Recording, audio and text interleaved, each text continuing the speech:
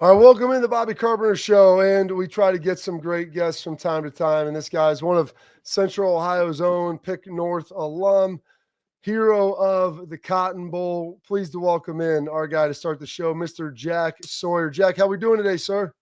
Doing great, guys. Appreciate you guys having me on. All Hell right, yeah, Suggs, I man. know you've got a bunch of questions. Go for it. I do. I got so many questions. One, Jack, we're going to get in the weeds of some cool stuff, but you're throwing out the first pitch, the Guardian game, aka the Indians. How are you feeling about that? Have you been practicing? What does that look like? Yeah, I'm feeling good. I'm about ready to start warming up the old arm. Getting it loose for that opening pitch. It's pumped up for it though, man. It's cool. It's such a cool experience to get asked to do. So I'm looking forward to. Hopefully, I come out and pipe one right down the middle. So, when was the last time, Jack, you threw off a mound? I know you played baseball growing up. You talked about Yeah. playing with Lorenzo Styles, did a bunch of different stuff. Yeah, I'm sure you pitched at some point. But when was the last time we were on the mound? Yeah, shit. I think the last time I was on the mound was probably going into my freshman year of high school. Probably the last time I've thrown off the rubber. That's awesome, man. So I love gotta it. get used to that. That's all right. Hey, listen, you got it. It's like riding a bike. You know what I'm saying? Just a couple Right. practice throws and you're fine. I want to start off with this because I remember the 23 Cotton Bowl and disarray, not a game that went for the Buckeyes. Things Yeah. happened. You balled out.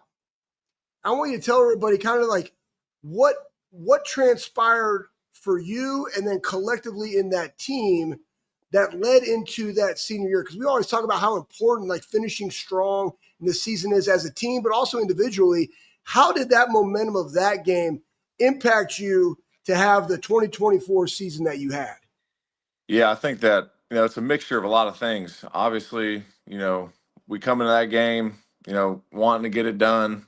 We fall short again. Last game of the season, we have another bad taste in our mouth, finish another year.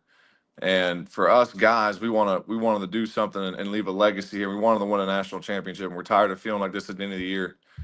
And I think after that game, it was kind of like, all right, here we go. We're kind of like when Rocky got beat by Clubber. He got sent back down to nothing. Had to get tough and work his way back up. And that's kind of the mentality we took into this past season, definitely into the playoffs. Just that, man, we're gonna go out, and we're gonna fight, we're gonna get mean and nasty again, and we're just gonna go out there and let it fly and throw as many punches and bunches as we can. So, I think that the Missouri game had a lot to do with that in 2023 Cotton Bowl.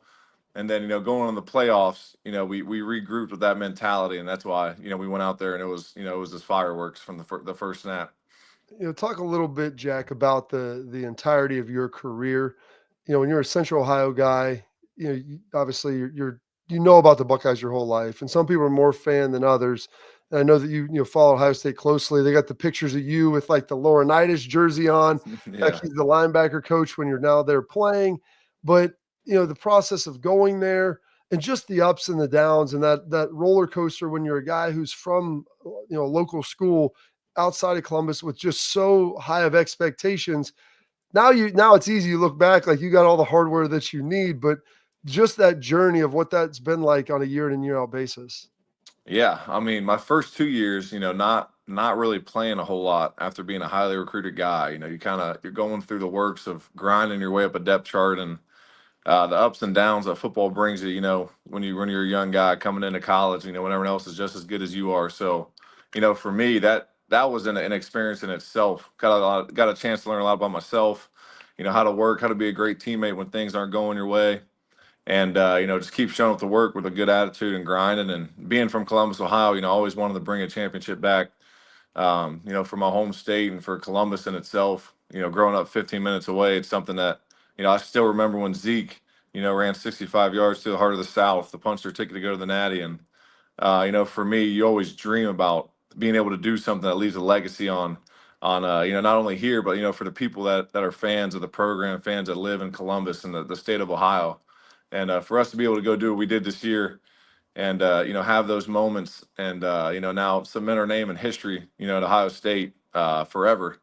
Man, it's the best. It's one of the best feelings I've ever felt, in my life. So being able to do that, being from Columbus, being from Pickerington, Ohio, being able to do it with four other guys from Pickerington, it means so much. And it is one of the coolest experiences and one of the best feelings I've ever had in my life when the confetti started to drop down and knowing that we brought the national championship back to Columbus. You know, the Buckeyes are back on top.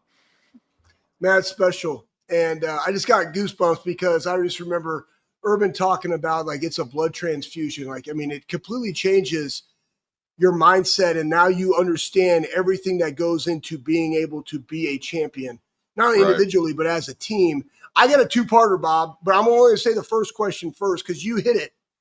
You talked about being a good teammate. What is like, again, you're going to be a teammate in a variety of things, whether it's on the field or in business or even at the house. What is being a good teammate to you?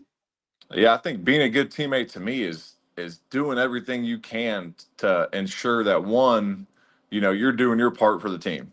If you're not taking care of your business and your assignment on a play, you know, you might as well forget about the rest of it. But then once you master that, you know, it's doing everything you can to help your brother next to you. You know, whether that's Tyleek fitting a double team so Cody Simon's not getting climbed up on early at the next level by a tackle. If it's me, you know, hard joining a guard coming to kick me out so that it's a smaller gap for Lathan to come down and fill in the B gap. It's those type of things, giving yourself up for the greater good of the team and the success of your brothers on the field. To me, is what being a good teammate's all about. And then, you know, off the field too, and being in the meeting rooms and helping each other learn the playbook. You know what I mean? Seeing things and talking about it and being around the guys. You know, the camaraderie and the Woody. And you know, in the playoffs, you know, we always, me and Lathan always joke about it because, man, we really lived in here because we didn't know when the last day we were going to be a Buckeye, you know, on the team was. So we were soaking up every moment of it. And to me, that was like the best example of, you know, being a great teammate was during the playoffs and that run we went on, man. Everyone was with everybody all the time, making sure we all knew it. The young guys, we were getting the young guys ready just in case of, you know, God forbid one of us got hurt, someone could step in and they would know it inside and out. To me, it's just that's what it means to be a good teammate. For us, you know, we call it the brotherhood for a reason because we're all brothers, we're family, and you know, it's not fair to not have, you know, one of your brothers ready or not do something that's going to help your brother succeed on the field with you for the betterment of the team. So I think to me that's what it means to be a great teammate. And that was perfect. And I appreciate you saying that because I don't think everybody knows what goes into being a great teammate. And then this Yeah. question, Jack, like what makes Ohio State right now so special in the NIL, the portal, guys that could go get more money at other places? You know, is it the dudes? Is it the coaching staff? Is it Coach Day? And we've heard you talk a lot about this, but like, what is that value proposition that differentiates Ohio State among every other college football program out there? Yeah, I mean that's a great point. Like in the end of the season last year, before this past one, we all had opportunities to go to the NFL, or some guys could have went and got, you know, 1 million plus in NIL and at a different program, but you know, we all wanted to be with each other. And I think that the way our program and our family is structured at Ohio State's a family. You know, Coach Mick and Coach Day and those guys, you know, it's a family. You know, they love you. We're not doing anything based off fear or you know, this or that. You know, it's about, look, we're gonna get to work, we're gonna love each other, we're gonna go as hard as we can. You're with the best coaching staff in the country. This is the best place to get developed to go to the next level. And if you want to be a part of something special, you can go chase the money, you can go chase this or that, or you want to be a guaranteed starter day one at a lower level school, and go ahead, be my guest. But you know, you're going to miss out on being, you know, developed right, being a part of a process that's going to get you ready for the next level, and ultimately, you know, be a national champion, which we were, which is something that holds so much weight, and you don't even think about when you're young and you have no idea before you do it. Even us, you know, we still are kind of, it's still like surreal to us when someone says, "Hey, congratulations." So you never even met before in your life, or when you're talking to an NFL guy and a coach, the first thing they say to you when you walk in the room is, "Man, congratulations, national champs. That's unreal, man. That's what we're chasing." And you're kind of like, "Damn, like this holds so much weight that we don't even realize, because in the process we're just doing what we love to do and kicking ass." And being able to hang that banner and win a championship, man, it opens so many doors. And to me, that's the greatest pitch that anyone could sell me, is being able to win a championship. And then for me too, you know, being from Columbus, it's that much sweeter. So you go to the combine, and Schlegs and I, you kind of had this similar experience. AJ, we didn't win a national championship. Schlegs, we won our freshman year. And, your senior year, though, you had your whole position group there with you, Jack. And so a lot of guys, they may have a guy from their team, maybe two, but you have, your whole position group. And we kind of had that. So we're sitting at breakfast together. We're walking around together and, having those conversations. And to top it off, you guys, you're the reigning national champs. So what was that experience like for you? And not that you have anything to even compare it to, Yeah. but there had to be a really nice feeling walking around there in Indy. Yeah, I mean, you hit it, right on the head. Like, we're the reigning national champions. All four of us that started on the defensive line are at the combine. Ty Leak, JT, Ty, myself. Um, walking around being reigning national champions and being able to do what we did and go on the greatest run that college football has ever seen. You definitely feel it. When you walk in a room. People. It's the first thing people say is, "Congrats, man! You guys were badass in the playoffs, man. We watched you guys the whole way. Like, you guys dominated fronts up front. Like, what went into that? They want to know why we played so hard with each other, why we cared so much about doing it the right way and finishing off. You know what I mean? And when everything was, we were backed up against the wall. And it's the greatest feeling to be able to say, like, we're all a family, and that, we love each other so much that we went to work and kept swinging and backed in the corner. You got two options. You can curl up in a ball and get your butt kicked, or you can keep swinging and swing your way out of it. And that's what we did. And being able to walk around Indy and meet with the coaches and do stuff as a group, like you said, when you were coming out, is definitely really cool. Because, that's something that the coaches and other players, in our position wanted to hear about, is how tight knit we were, and the love we had for each other. Because, everyone sees, how close this team was, and on and off the field. So I think for me, that part was super cool, super good experience. All right, we're going to take a quick 15-second break. We got more with Jack Sawyer. Schlegs, you get the first question coming up here in a second.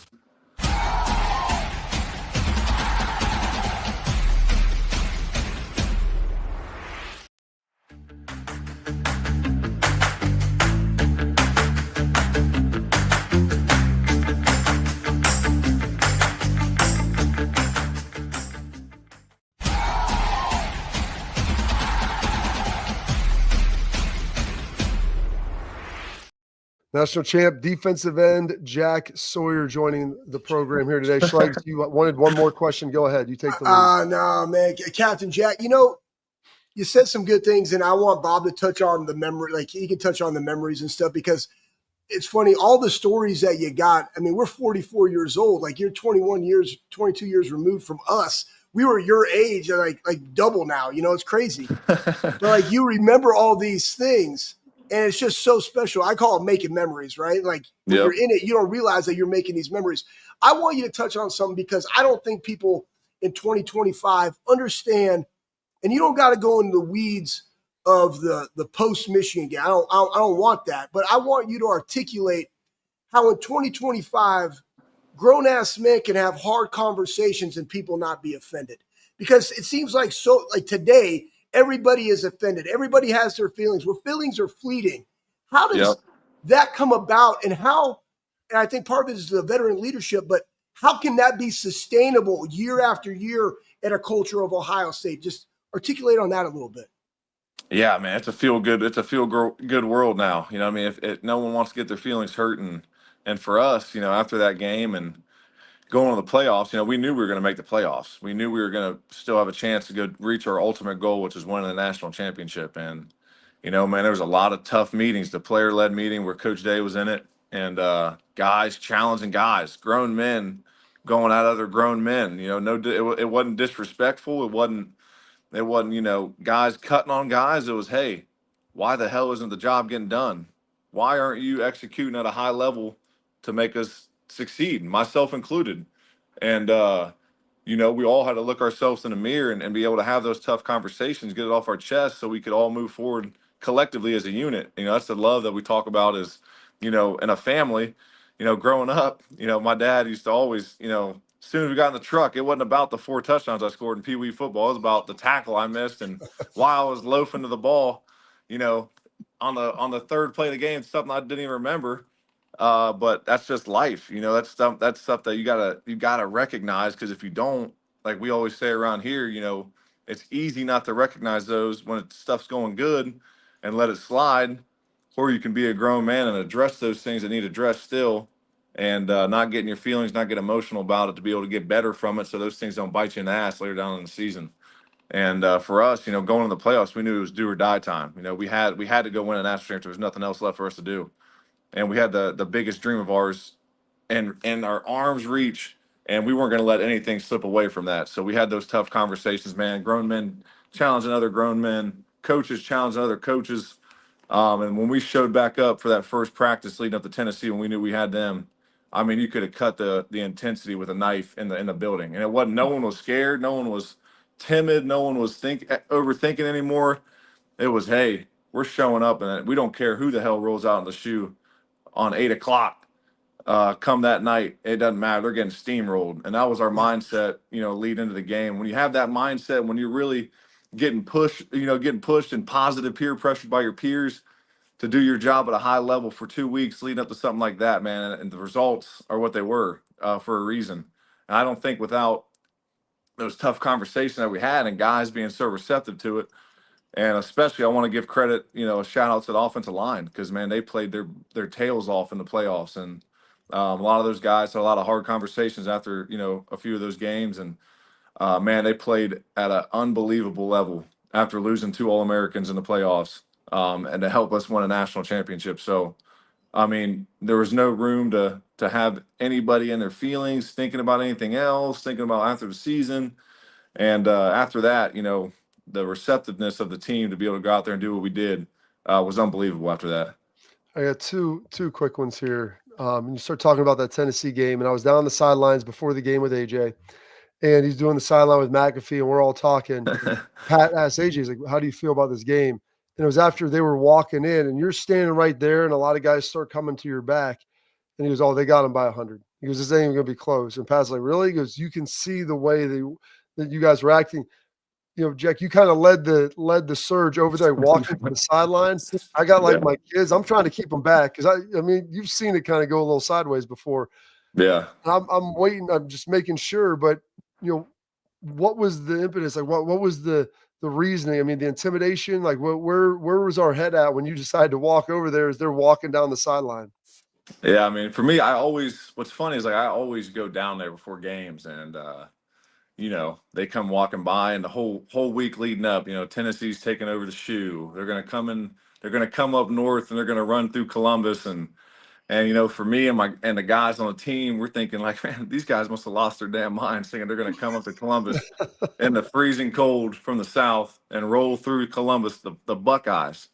And I'm sitting down there, and first time I ever walk out in the shoe, you get booed because there's so many Tennessee fans in there. But then that was the loudest I've ever heard the shoe, though. Our fans, man, they took over that place. And when I'm sitting down there, a guy runs by, one of the Tennessee players, I'm not sure who it was. And, they're like, 3-3, we can't wait to plant this Tennessee flag in the middle of your field after the game. And and I was like, man, that's enough of that. You know what I mean? And the rest of the team responded. We got in that locker room afterwards, Coach Higgs breaking stuff, slamming chairs, punching a hole in the whiteboard. I'm telling you, I've never heard the shoe that loud. The fans were off the hook.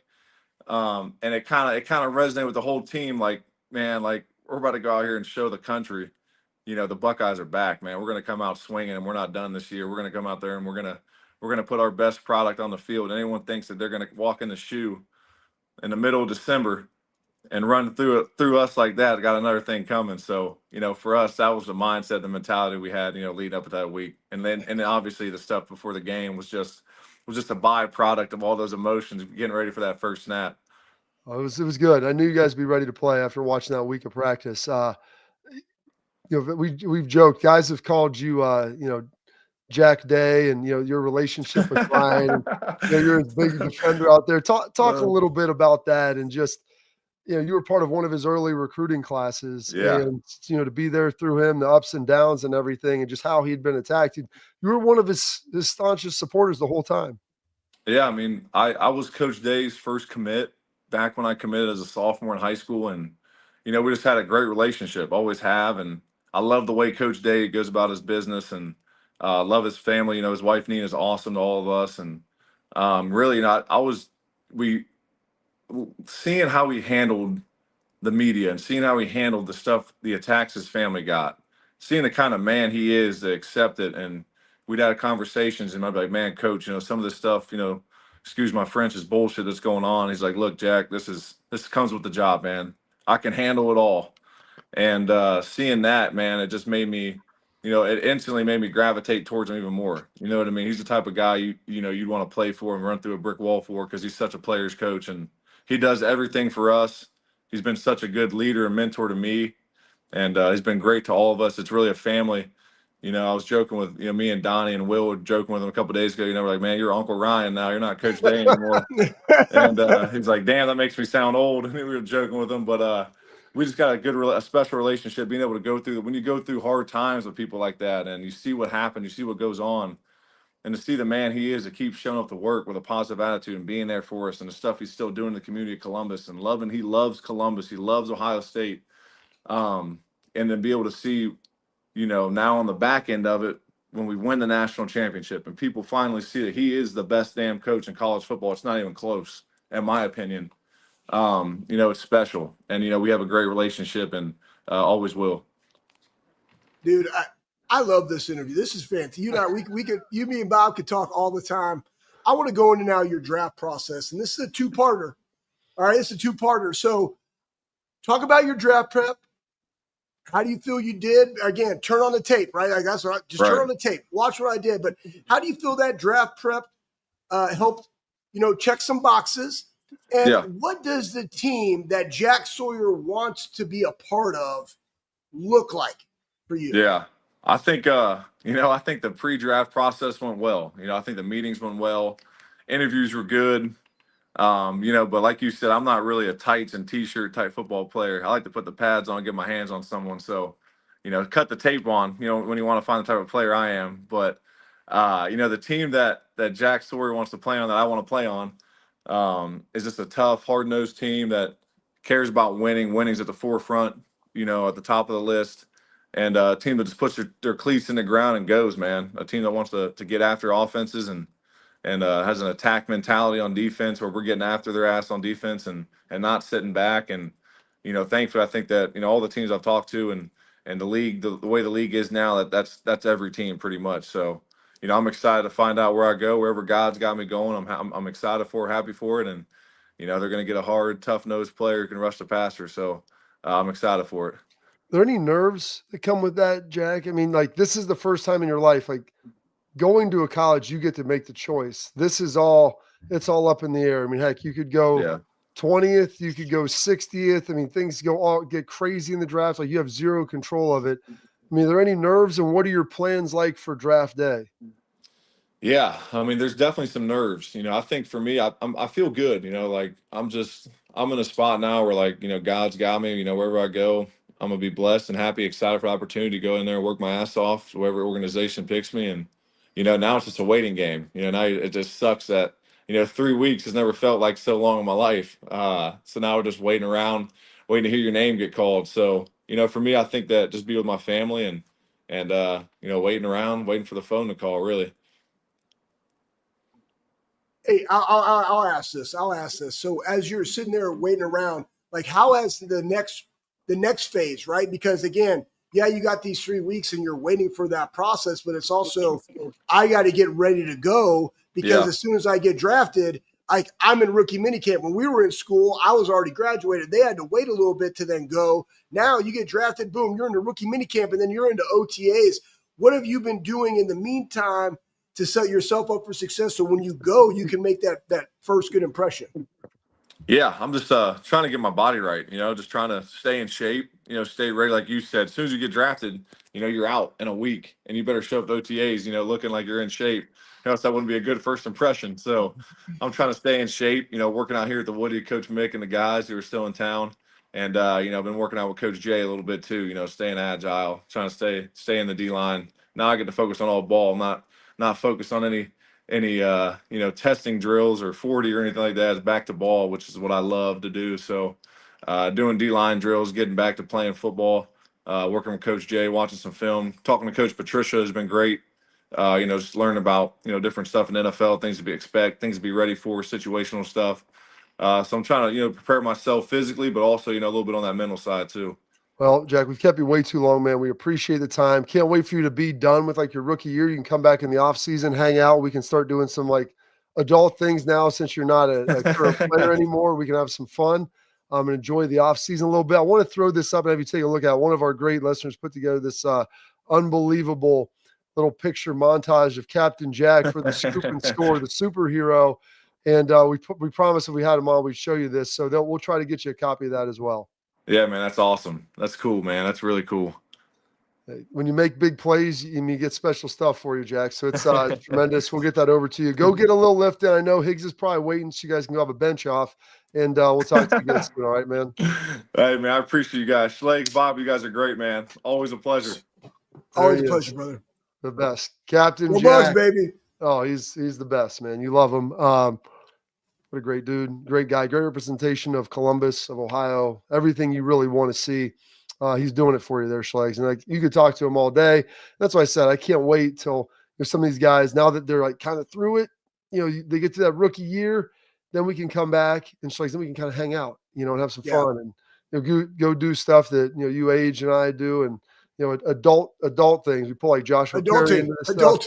You get to do some adulting. Like, hey, you guys want to go to dinner? Get your wife, your girlfriend. I don't know if I was going to ask him about his girlfriend situation. I didn't know if he wanted that fully disclosed or not, possibly dating one of his former teammates' sisters. So Buckeyes there. We got that going for us. But attention, parents and athletes, protect what matters most with X-Sport mouth guards. Trusted by professional athletes, designed by NHL team dentists. X-Sport mouth guards are scientifically tested to absorb those high-impact hits, protecting both your teeth and your brain. X-Sport mouth guards feature 3 layers of advanced protection, including a patented use of carbon fiber, custom fit to your own unique smile with 3D printed technology. That means more protection, better performance, max comfort, and clear communication so you can focus on your game, not on your gear. Don't take chances with your safety. Visit exportguards.com/Bobby today and save 15% on your order. X-Sport, protect what matters most.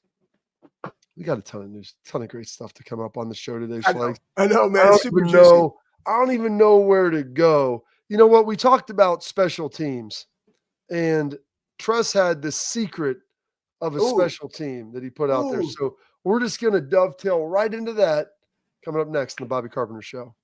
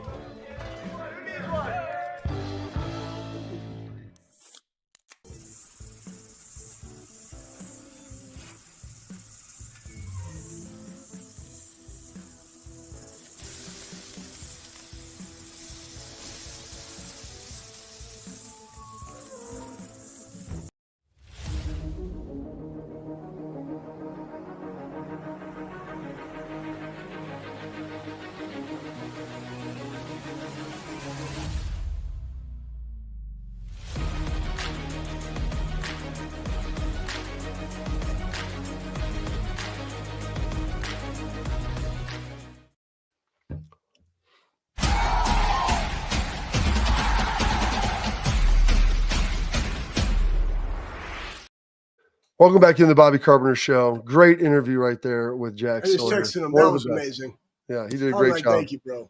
So I owe you, Jack. I owe you a couple beers and maybe a dinner after this. Get back this summer, hang out, relax, and it'll be a good time. Pat's working on this audio from our guy, Coach Tress, because you start talking about special teams, and Tress has been a part of a lot of special teams. And I don't know if it's just me, Schlegs, but now it's all about the team. They've been like dumping out all of these different clips and everything they've been putting together. And because he's the lieutenant governor. Because he's the lieutenant governor, Schlegs. You gotta salute him because he's a lieutenant. You never got to be a second lieutenant, Schlegs. Tress made lieutenant status before you did. Which you feel sad about that? Do you ever lament it? I do. It's funny. We got a kid from Creekside High School down here in Florida that's going to the Air Force Academy, and he was at Hunter's baseball game last night, just talking to him about it. He's an offensive lineman, great kid, heavyweight wrestler, like all the things that you want in an academy. Wait, like old boy, like Hendricks, What was that? Yeah, dude? but he's not. But he's going to play football. Like he's not He going can there. grow that mustache and be a wrestler too. Tell him he Yeah. can go. Buckeye. Honestly, if that was in like the regs back in the day where we could walk around campus with a mustache, I 150,000% would have had a mustache. I'd had a buzz and a mustache. Look real Farva-esque. I love it, Schlegs. All right, let's listen to our guy Tress talking. It's all about the team, about having special teams. There we go. Now he's an All-American. He's going to be a first-round draft choice. He had that ability to connect person with the highest perceived role, the best player or the best producer in a business or whatever. If that person is the best person and can relate to everyone else, we're going to have a good team or a good company. I think back to Ohio State when we had Will Smith, great defensive lineman. Every day I'd walk in that locker room after practice, he'd be sitting with a different walk-on player. Now he's an All-American. He's going to be a first-round draft choice. He had that ability to connect person with the highest perceived role, the best player or the best producer in a business or whatever. So, if that person is the best person and can relate to everyone else, we're going to have a good team or a good company. I think back to Ohio. So that's it. And so you start talking about this, and we just had a guy on like that, Jack Sawyer, and you have Jack. You have Lathan on here all the time. You look at Will Howard, who's come on with us, Seth McLaughlin. Travion's been on here with us. A lot of these guys have all been through here, and you start asking yourself the question, the Styles brothers, like, it's no coincidence why that team was able to get through what happened and then came out better for it on the other side, because their best players, and they had a lot of them collectively spread out, were also their best people and their best leaders. And when you have that, whether it's business like Tress said, or the team or whatever it might be, when your highest producers are also great leaders and great people, man, it makes it so easy and it makes it fun and exciting. Yeah, I was just going through as you were rambling off what he said. I mean, your best producer is also your best person. And we've always said in the weight room that your best players have to be your hardest workers. Yeah. And then you go through and you look at who won the Iron Buckeye Awards. And I remember Berm put something out there, when you have elite talent and you're also the hardest worker, like that's what differentiates you. And again, that's what's making Ohio State so special, is they are finding the people that collectively want to come for less than other places that are also good humans. And Bob, we went back to the beginning where everybody was like, why aren't these guys focusing on ball? They're doing a revival on campus. Remember that, Bob? All that was a problem. People thought that was a problem, a distraction. But I'm like, your best dudes are your best people too. And so that's all part of it together. And the way that they're doing it, and what Jack alluded to, is being a great teammate. And yeah, if you want to go chase the bag, you want to go do it, man. Like, we don't necessarily need you here. We want the selected dudes that we want. It was funny. I was talking to Ryan Stamper about how the Rams, they have the smallest personnel group in the NFL, also the highest paid. They all came to Jacksonville. So you have less guys doing the same amount of work, but here's the focus. And the Rams have like won the draft. Like, they go to the combine to get the award. They don't even go to the combine. Like, they got the award and they bounce because they don't really care about that. They're turning on tape. The thing is this: what does the tape say? And what kind of person are they? And they want to put their top 3, maybe 4 picks on those caliber type of guys that they know culturally and productivity will move the needle. And then we can fill in the rest with the other draft picks or free agency. And when we look at those guys and how we want to spend our money, that's what they're looking at. I thought that was pretty cool, because there's a lot of synergies between how Ohio State has built out their roster in 2025.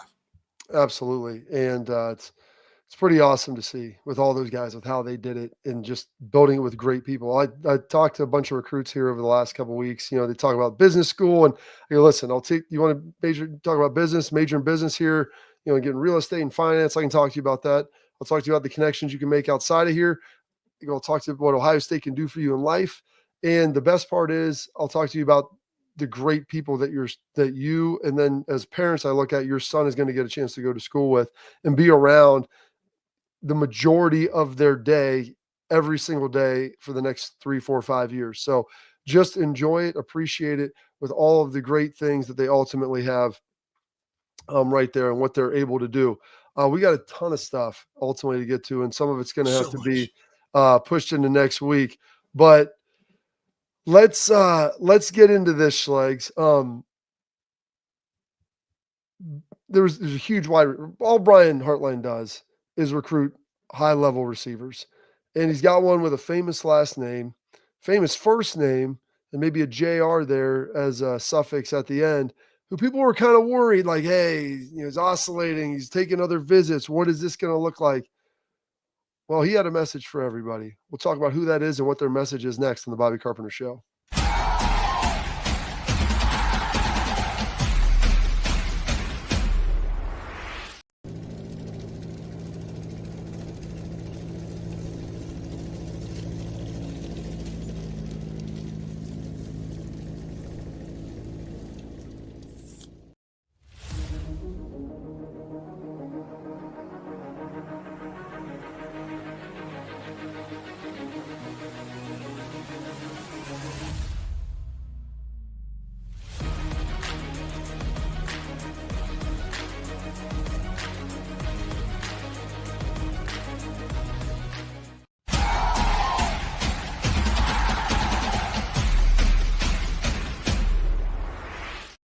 All right, welcome back to the Bobby Carpenter Show. We got our headlines for you. One of the big headlines. Brian Hartline, all he does is recruit grade A, top choice wide receivers. And he got a commitment a while ago, like last summer maybe, from Chris Henry. And he was a young one. All right, and that's, Chris Henry Jr., the son of Chris Henry, Cincinnati Bengal wide receiver. And coming in here committed, and everyone's like, man, Oregon's going to offer him a lot of money. You got Texas. You got all these different people that are coming in and coming after him. We had a message for everybody, Schlegs. You want to toss that up, Pat, like of where he's at and what he's got going on. This is a big deal because he's really good. I think that was the wrong one. Oh, you know what? That was all right. So just to put shade on it. So that was the spring ball. And guys, like, listen, here's what's so important about this. You got Jeremiah Smith, Carnell Tate, Mylan Graham, Brandon Ennis just making plays all over the place. And boom. What does Chris Henry do? Throw it up there, Pat. So then Chris Henry sees all that. Boom, he's locked in. Ending his commitment, says it's over. I'm going to be a Buckeye. This is done. Like, I was taking some other stuff. Everybody was worried. And I always say, I ask some of the coaches, are we worried about this? Should we be worried? I go, if they are not worried, I'm not going to be worried. And so I felt good about everything that was going on with that and where ultimately he was. Schlegs is over there highlighting the wrong stuff on the chart. And I'm sorry, Pat. Well, you know what? It's on me. But here's the thing, and this is why I was like, hey, throw this up first. And it was because when you have a guy that's a five-star guy, number one recruit in the class, right, at his position, or maybe the entirety of the class, I don't really know. But you have JJ going to be there another year. Carnell Tate, potentially be gone. Brandon Ennis, I believe, is in the same stature, could potentially be gone. Then you also have a Mylan Graham who has another year. And you're that guy that wants to just step out and start performing and be on the field. But he sees what everybody else does. I got to go earn it. And you know what? I'm done. I don't want to hear about anybody else. I don't need any more people telling me about how much I can get if I go to this place. I want to go be a Buckeye. That's why that clip was important, because I'm game for the competition. I want to be sharper. I don't have to necessarily get all the balls the first year. I want to make an impact. That's significant, and that's the kind of guys that you want coming in the program with the mindset that Jack talked about earlier in the show. And then we got some other news on the Buckeye hoops. We don't talk a ton about that, but just in the hoops and the portal and everything. And Jake Diebler's in the process kind of rebuilding this program. Got a big commit last year from Michi Johnson, who was at Ohio State for a couple of years, went to South Carolina, had a lot of success down there. I think he was second team All SEC, transferred back.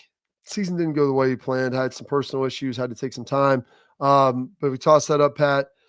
He is going back now to South Carolina. So full circle in the transfer portal era, Schlegs, where you're going to start at one place, go to a place B, go back to place A, and now he's ultimately going back to place B. So just wanted to kind of get that out there, talk a little bit about that, and just how wild this is now in the current transfer portal era. All right, enough with that. I want you guys to toss your questions in the chat, your comments in the chat, everything that is going to be happening, everything that we got going here. We'll get that answered for you here coming up next in Real Talk, Tailgate Talk brought to you by our friends at Real Truck.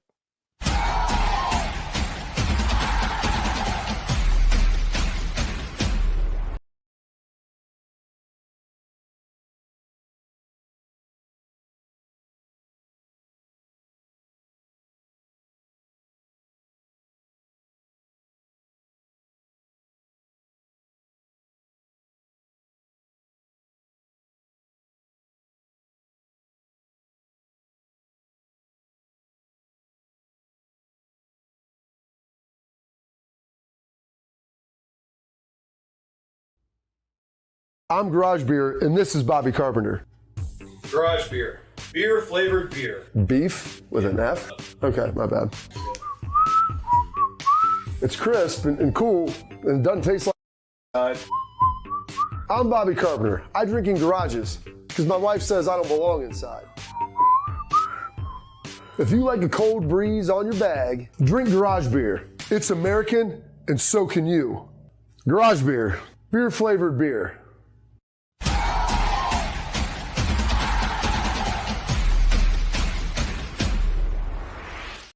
All right, welcome back in. Now we got our Tailgate Talk brought to you by our friends over at Real Truck. Go to realtruck.com, bring your truck, Jeep, Bronco to life this spring, just like I did. It's raining a lot, so no Jeep weather right now. But we've got some questions here. Terry Slusher threw this out here a little earlier in the show, Schlegs. Do y'all think Coach Day will grab a QB or defensive tackle out of the transfer portal for depth?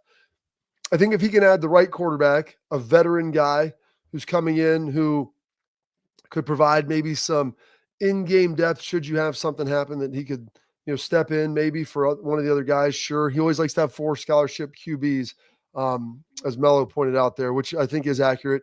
And then on the defensive tackle, I think if they could add the right guy, maybe they add a guy. They're looking for a little depth. They got K-Mac in there. They like what he's doing. You've got some other depth, Will Smith, Junior. There's guys that are beginning to step up, but they're waiting for them to take that next step. Simmons, you want to see those guys begin to make plays, and you want to give them that room to do it. You don't want to be living in the portal. I think if there's an opportunity to grab a depth piece, you do it. But it has to be the right guy, and it's got to be the right fit. Yeah, 100%. Everything that you guys are talking about, quarterback, D-line, whatever the case may be, it's all about fit and opportunity, and what does that look like, and do they add value to the Buckeyes? That's going to be what they do first. Do they add value to the Buckeyes? And then somebody, go ahead, Bob. Next question. Okay. Another one in there. Steely Matt threw in. Does Mike Nugent have any kids? Yes, Mike. It's good. I mean, listen, we're all about it. Schlegs finding the kids, kids for people. And Mike actually lives down the street from me. Mike has 2 girls, and then he just had a son, I think a year and a half ago. So you got a solid 17, 18 years until that could potentially happen. But yes, Mike does ultimately have some kids out there. Question from Mello 7 right there at the bottom. How do you guys see the offense performing this season, Schlegs? Yeah, I think the offense is going to be really good. I think there might be some growing pains at the very beginning. And the question is, how prepared will they be for the Texas game week 1? That's really it. The good thing is that Texas is also saying the same thing. So who can get their team prepared better? Who can get their team to play faster? What team can eliminate the mistakes in that game? That's what they're going through. I feel very confident that Ryan and Brian Hartline are going to have the right quarterback. We already know what the wide receiver room is. We have some uncertainty in who the running back room is going to look like, feel like, act like compared to what we had last year. I feel like the offensive line and some of those transfers that come in and how they transform their body, along with a lot of guys on the interior that have played a lot of ball by fire, are having good springs and what that could look like. The cool thing is that you also have now a May and a summer as you finish out spring football to get prepared. And then tight end is really deep. The tight end room is really, really deep. I think the offense can be really, really good this year, Bob. I think it will be. And there could be some growing pains early on. That could be something else that would obviously be an issue.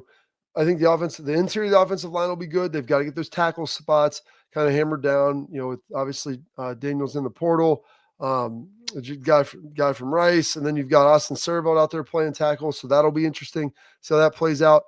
They're getting some great work with this defensive front in in spring ball right now, because the stuff that Matt Patricia and those guys are throwing at him has been wild. CJ Hicks has looked really good on the outside. So has Kenyatta, Caden. Like, they've got some good looking guys that have been able to get to the quarterback, and they've got some young guys in there. I think Zion Grady, I believe that's his name, number 15. Like, I see some of these young guys, I don't know who they are yet, because they've only been here for a couple months. And you're like, man, who's that guy? Like, and you hadn't seen him in a jersey. Like, this guy just looked good, like running, twisting, like spinning his hips, getting some pressure, explosive. So you see that stuff, and you're like, okay, these are the traits that I'm looking for. Now we just need to see some consistency with that, and then obviously that body transformation that they ultimately make. But I think the offense on the perimeter is going to be great. I like the running backs. The quarterbacks, it's just a function of strikes. You have 3 guys that are out there competing, busting their butt. Yeah. Like, there's some room to work, and that's going to be part of that whole ability for them to ultimately have some success. Let's see if we've got one other comment coming in here from Terry Slusher. It said Texas will be a good barometer this season, and I don't disagree with that. So, like, I think, whenever you start with a really good team, that can be a negative. But I think in this era, like, if you lose that game, it's not terrible, as long as you don't get smoked, which I don't think is going to be the case. And there's a good chance you're going to win it, and it's at home. And so, to be the man, Ric Flair, you got to beat the man. So I love this rematch early in the season to kind of find out what you're about. Yeah, 100%, Bob. And it's like, it gives them some extra urgency from a coaching staff and also a player to make sure that we're ready to go, which is also why being intentional in this spring football is paramount, because we lost a week because you won a national championship and you couldn't start the week before spring break like we normally do. So the urgency on being prepared for week 1 is at the highest level it's been in a long, long time. Absolutely is. All right, that's it for our Tailgate Talk, brought to you by our friends at Real Truck. Coming up, we'll get the parting thoughts of one Anthony Schlegel as we wrap up the show and wrap up the week.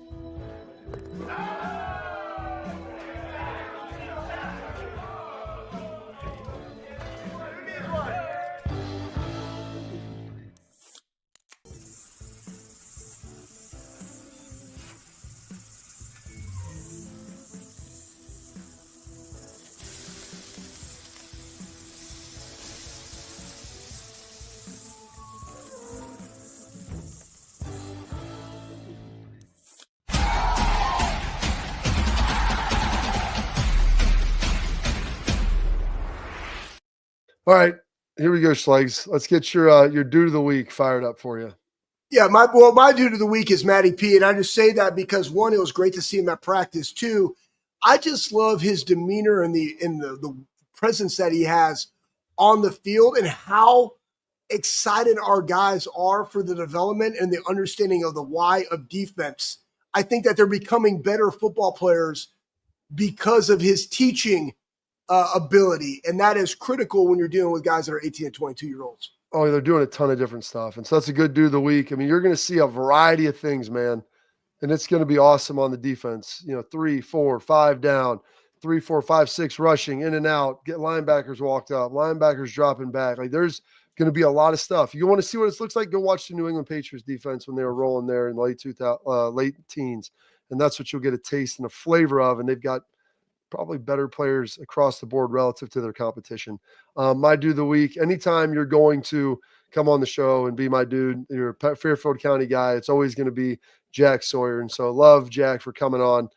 So 2 Buckeyes on this week with both him and Lathan. Schlegs, you get 30 seconds if you want a quick side nugget. No, throw that up there. Throw that up there, Pat. Listen, man, I've been waiting for this because I've been tired of being lumped into the millennials, because I am not. I am now Zennial, and that's how you say it, which is great because I was born in 81, and in Bridging the Gap, I talk about it all the time. I don't know anything about analog to digital, right? But I do know this. I'm happy that I'm not no longer a category as a millennial. I am this micro generation of a Zennial.